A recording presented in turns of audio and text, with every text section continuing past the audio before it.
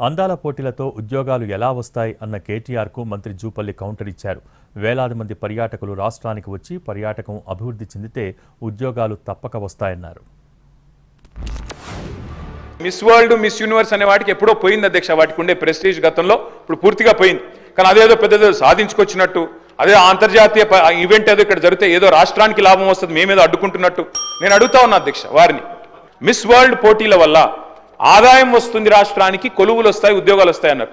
ఎట్లొస్తాయి, ఏడికెళ్ళు వస్తాయి చెప్పాలని చెప్పి నేను కోరుతా ఉన్నా. నెంబర్ 1. నెంబర్ 2 అధ్యక్ష, నేను ఒకటే అడుగుతా ఉన్నా అధ్యక్ష. మిస్ వరల్డ్కి 54 కోట్లు ఖర్చు పెడితే తప్ప అంటున్నారు. మరి ఫార్ములా ఈలో 46 కోట్లు ఖర్చు పెడితే దాన్ని ఏకపక్షంగా కేబినెట్ అనుమతి లేకుండా రద్దు చేసి అంత పెద్ద ఈవెంట్ని, అంతర్జాతీయ ఈవెంట్ని రద్దు చేసిన వాళ్ళు మరి ఇక్కడేమో ప్రభుత్వ డబ్బులు ఖర్చు పెడతాం కరెక్ట్ ఎట్లా అవుతుంది అధ్యక్ష?